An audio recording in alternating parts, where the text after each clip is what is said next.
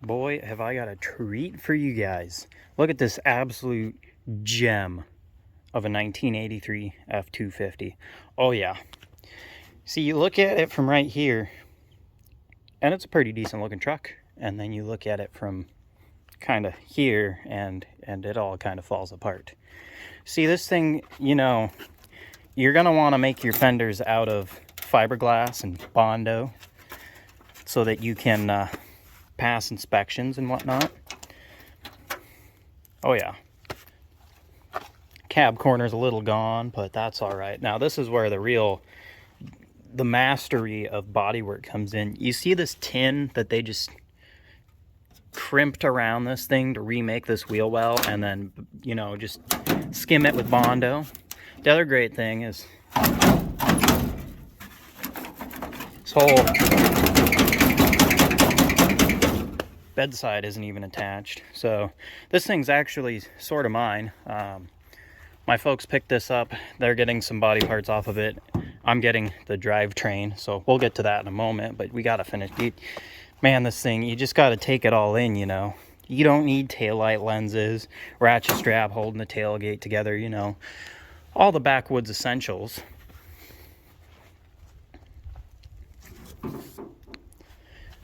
Oh, see, you're gonna want the bare copper out here, you know. When them tailgaters get too close to you, you know, you give them the zip zap and they just back right off.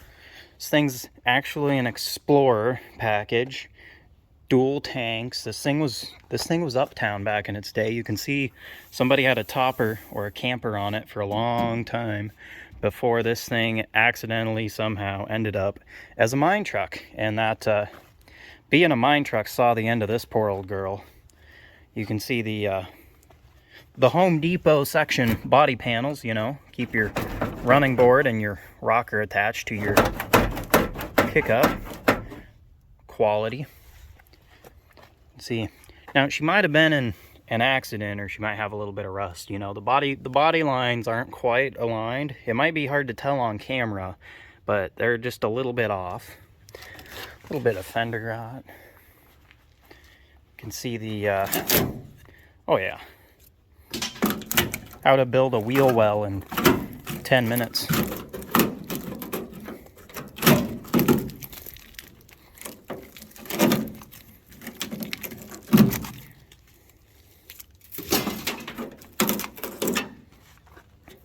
God, this thing is a treat. You know it's bad when the inside of the mirror is even just rusted right out ever. Like, goodness. Only the finest Alaskan mining interior, you know. Actually somewhat not too bad looking bench seat. You know, random camp chairs, greasy old coat. Oh yeah, that's good. The floor is just plumb gone out of this thing. I mean, gone. The front of this cab is not even on the cab mounts at all. I think, based on the pedal wear, she's got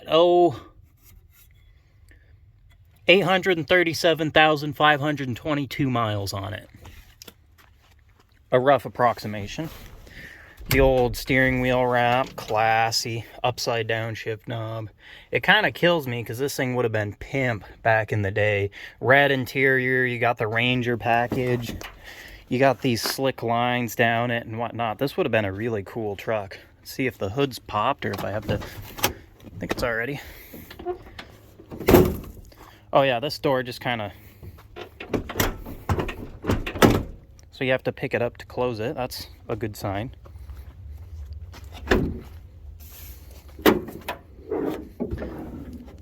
You already knew it because it's me. She's a 6.9 IDI, 4-speed obviously. So I've got a project already in mind for this whole IDI, and that's why I had an interest in this truck. Is I've been after a running IDI. This one's an allegedly running IDI. You know, it was running right up until it caught on fire, and then it was parked.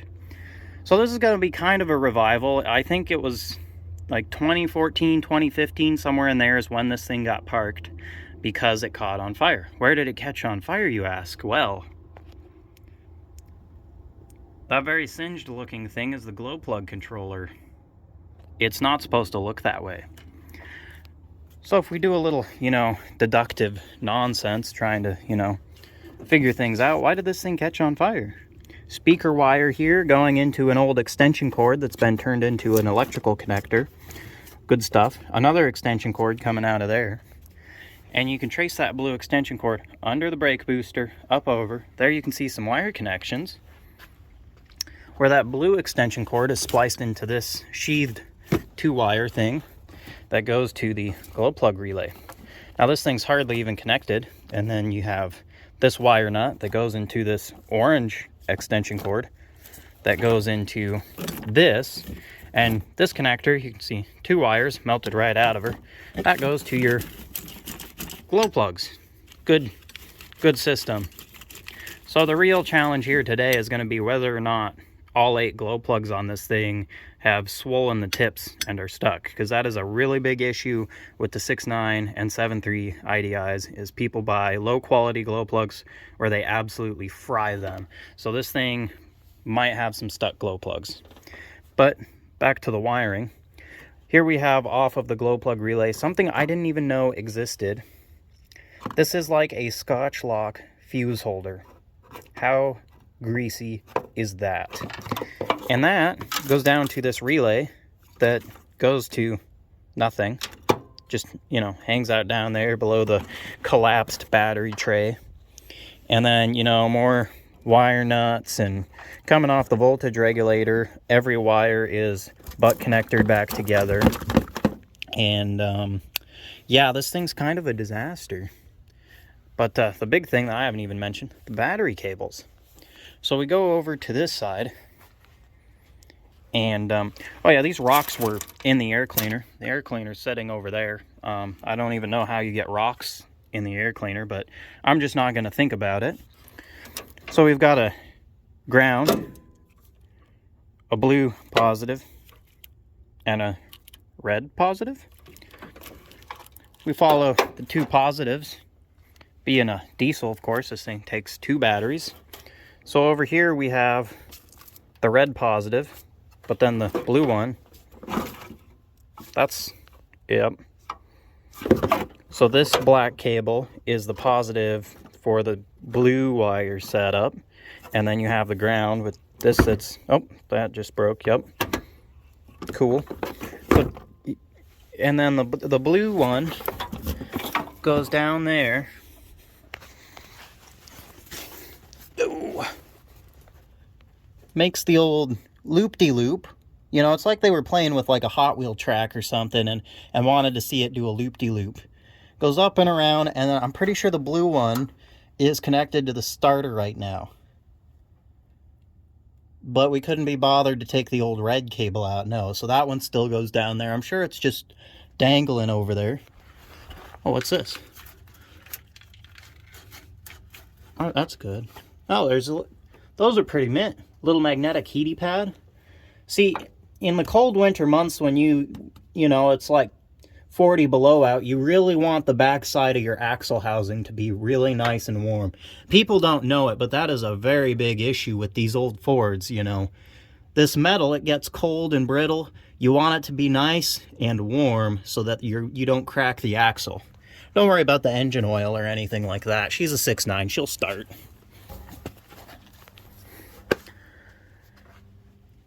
So yeah, now that you guys have the thing I forgot to mention, somebody was too lazy to take the heater box out to replace the heater core and just, smashed that all in. So that's top tier nonsense. We'll have a look over here while we're, here. There's a nice little hole here. You want that's just very yummy. Gatorade. We got, oh, it's just classy. Glove box.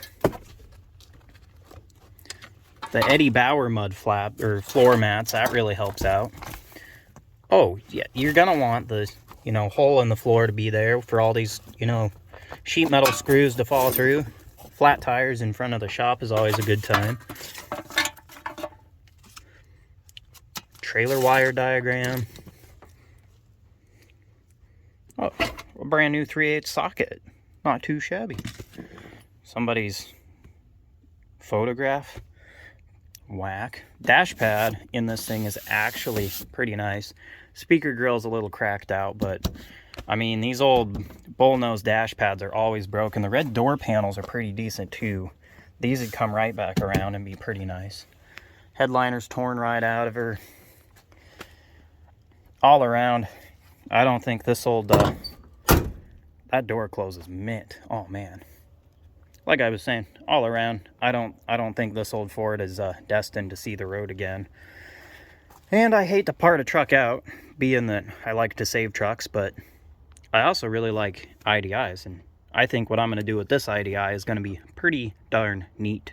So what we're going to do today is try and revive this thing in the truck, just because, you know, a truck is the best engine run stand, test stand that you're going to get. And so we'll try and get this thing fired up. Oh, the other thing I forgot to mention, both of the fuel tanks were messed up, and they were running this truck with like a random fuel tank set in the bed. When this thing caught on fire, it had like a 400-gallon fuel tank, round fuel tank in the back here. And in order to attach that 400-gallon fuel tank, they like took an axe and just, you know, blazed some holes in the floor of the bed to just run a chain around it to hold the old 400-gallon fuel tank in it. So this old girl's done some work in her day. But like I was saying, when I first looked at this thing, they still had the little fuel tank over here, and they just ran the feed and return lines into that, and they were running it off of this like 10-gallon fuel tank in the bed of this old truck, because both fuel tanks are messed up, so I'm told. So that's, yeah, just about everything, if you can think of it, it's messed up on this truck. So we're going to try and get this thing running out of a diesel jug here in the truck. And then when I hear it run and I can determine that, you know, yeah, she's a runner. She's a runner. I know it's a runner. But when I hear it run, we'll start pulling this thing out and getting it ready for my next project. Alrighty, so the first plan of attack here is we're going to check for signs of life. Got the old dump battery thrown in here, and sort of smelling for, you know, electrical fire and whatnot. I'm not smelling any. So we're going to go ahead and see if this thing will crank over. I only have this one tiny battery in here, so if it cranks at all, it is going to be very, very weak.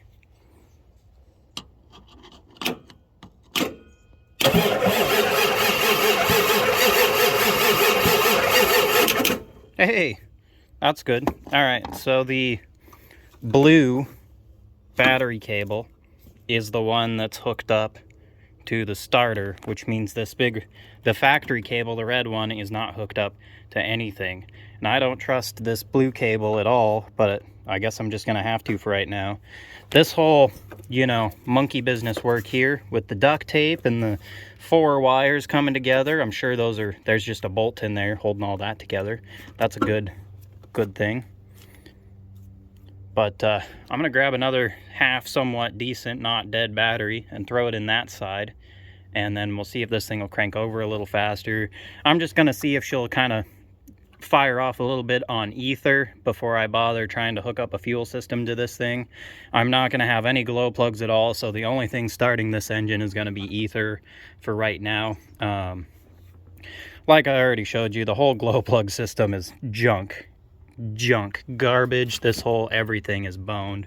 So as soon as this engine's out of here, I'm gonna have to completely redo the whole glow plug system, probably with an aftermarket glow plug harness and all that nonsense, because none of that is gonna work at all. So I'm gonna disconnect this battery, go find another battery, throw it in here, and we'll see if we can get any life out of this thing. Alrighty, got the second battery thrown in. I went through and cleaned up all the battery contacts so that you know, this thing's gonna need every little cranking amp it can get, because yeah, things aren't good. But figured I'd better show myself checking fluids on camera so I don't get, you know, harangued for not doing that, you know, since I don't know, internet nonsense and all that buffoonery. This thing has some of the nastiest oil in it I think I've ever seen in my life. But it has oil in it.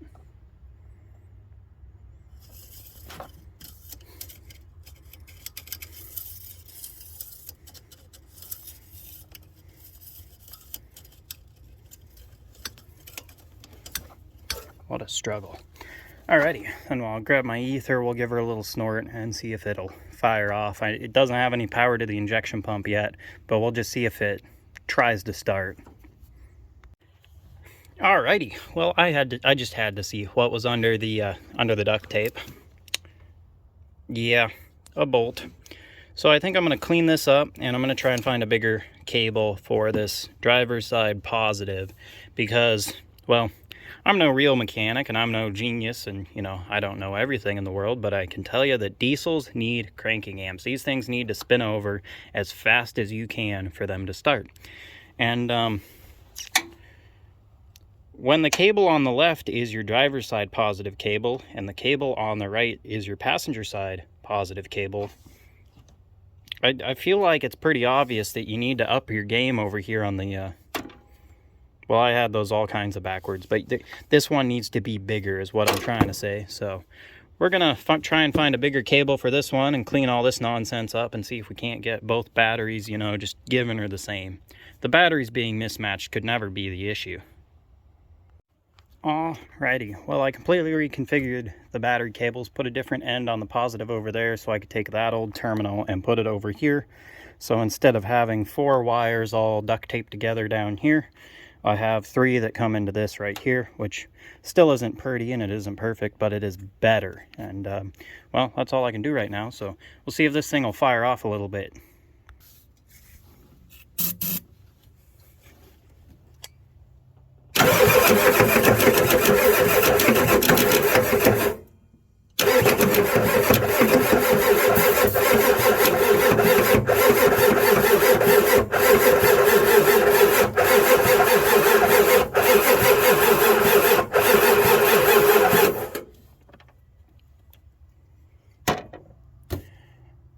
Batteries aren't very good. That's not cool. I think we'll turn the power stroke around and hook up to it and try and jump it, see if that'll help it a bit. Alrighty, quick update for you guys. I figured since, I mean, this thing's like ether lock and it's trying to start, you know.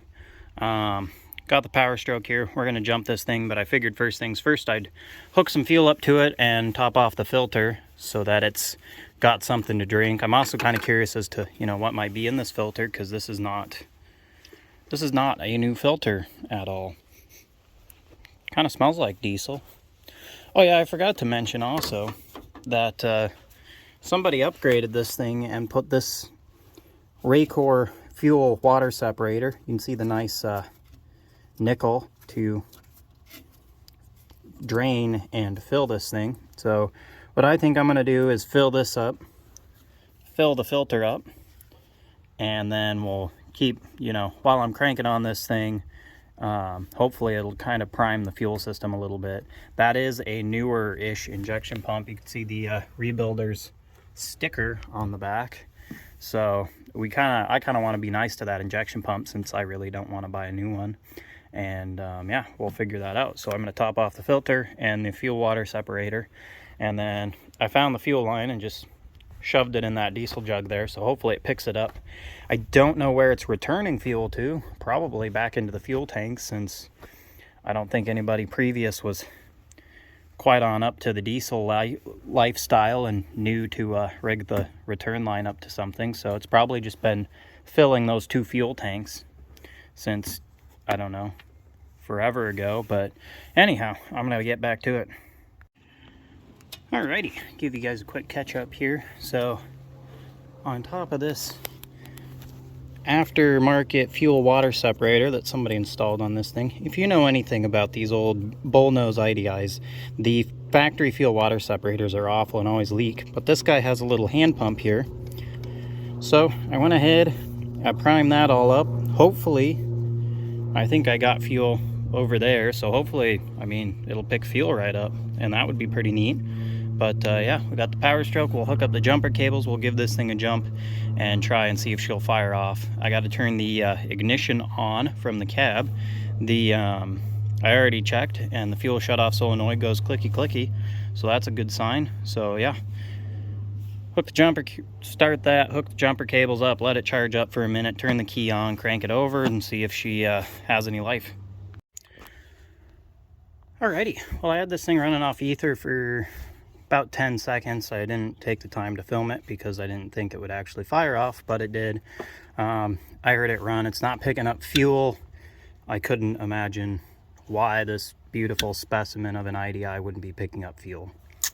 But anyhow, I'm just going to start pulling this thing because I've heard it run. I know it runs. It needs a lot. But it's closer to running than any other IDI that I own that doesn't run, so I'll take that.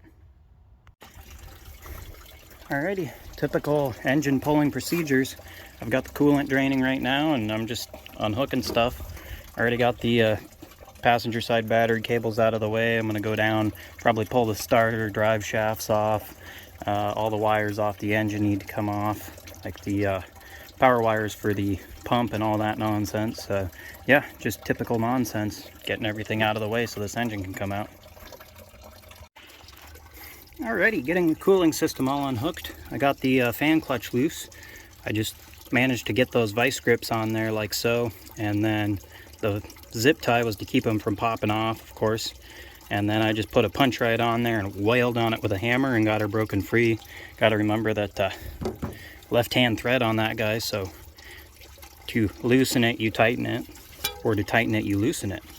But yeah, making headway, getting, like I said, everything unhooked. Of all the issues with this truck, I don't even think I mentioned, oh, I just broke it. This number, freaking wire wrapped around the alt bracket and the oil fill for the throttle return spring. This return spring is way too light. Just so much jank nonsense going on with this thing. But I'm getting the wiring off the engine. That's all the glow plug harness. Here's the controller, or the top of it. The bottom of it's in the engine. You can see it just, somehow that just melted. So I'm sure that's a good sign that, you know, all 8 glow plugs are definitely in tip-top shape. But yeah, I'm working through it, getting all the junk out of here to get the engine out. So I think I'm going to leave the transmission and transfer case in here for now and just take the engine out for the time being. So all I've left to do really is starter and starter cables and all that. I got to get these wires out of here, and power steering and engine mounts and bell housing bolts, and I think this thing will pop right out. Alrighty, starter's unhooked, the inlet for the lift pump's unhooked, all the wires and all that nonsense are unhooked, all the battery cables that are attached to the engine I threw on the engine so I can just pull them with the engine. And I decided I'd take the intake screen off so that I could stuff a towel in here so I didn't get anything in here, but yeah, you really want that, you know, nice grit and dirt in your engine. Yeah, I think I'm going to be pulling this intake off and giving everything in here a good clean down. I want to clean the engine anyways, not going to paint it, but, you know, get rid of all this just absolute filth on it. And yeah, I guess the intake has to come off because that is nasty.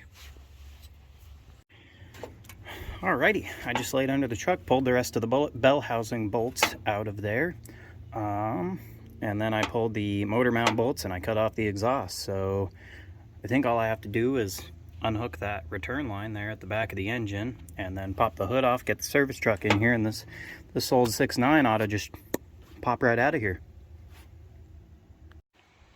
Alrighty, took a quick break, but I'm back at it. I just got the service truck backed up here, and I took the hood off. I think we're about ready to pick this thing out of here. If I recall, I still need to unhook the return line off the back of the engine, but that should be the last thing, and then run a chain through the lift points, and she should pop right out of there.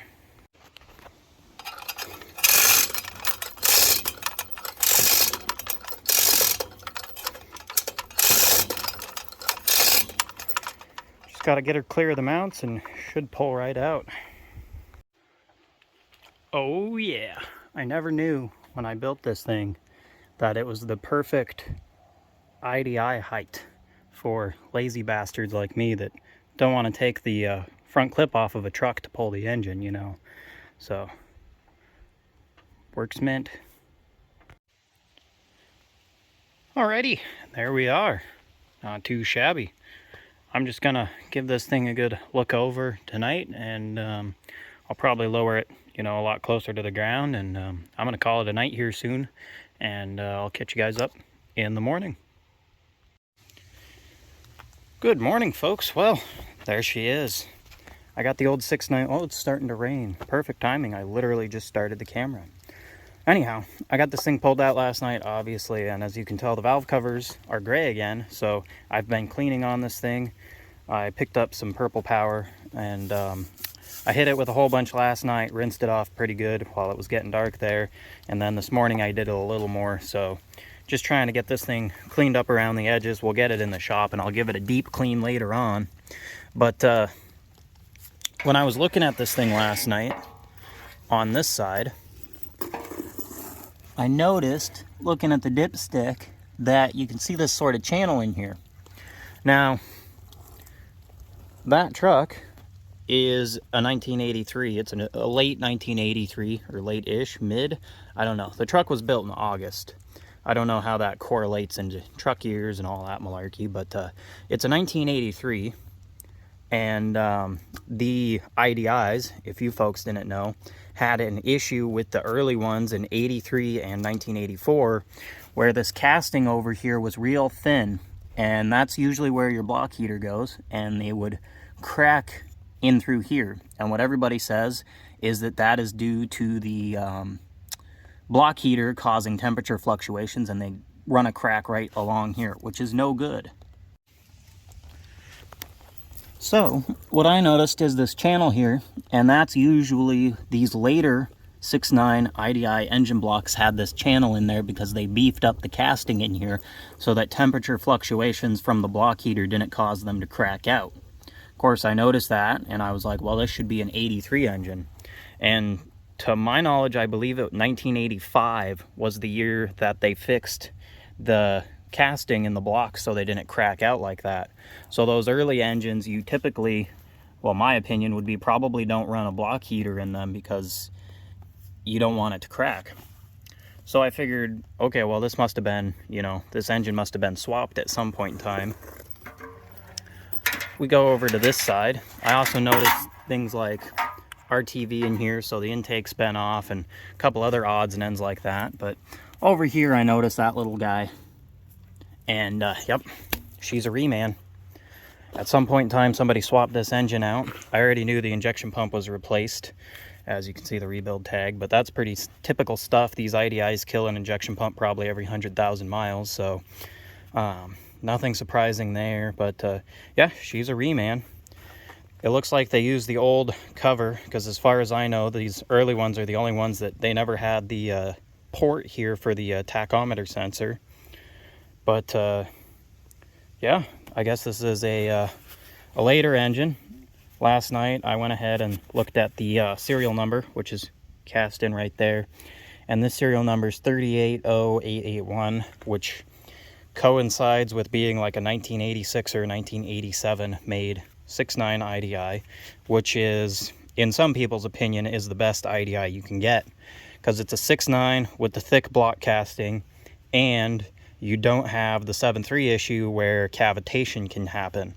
Now, I've never personally seen that happen, and it's usually, you know, engines that have had no maintenance, but it is one of those things that you kind of want to think about, especially being that that was a greasy mine truck that got zero maintenance forever. So this being a 6.9 is probably better for what that truck was used as. So yeah, we've actually got, this is better than I thought it would be, given that it's the thick block casting and it's been remanned at one point in time, which is pretty slick. So this thing will go great in my project.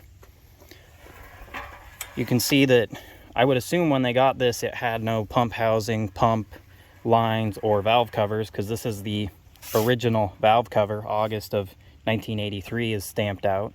So that's pretty funny. But yeah, later 6.9 block, absolutely perfect for my purposes, and it's already been gone through once in its lifetime, and I don't really think there were a whole lot of miles put on it after it got swapped. I think it got a lot of hours put on it because that truck was not used lightly right before it caught on fire.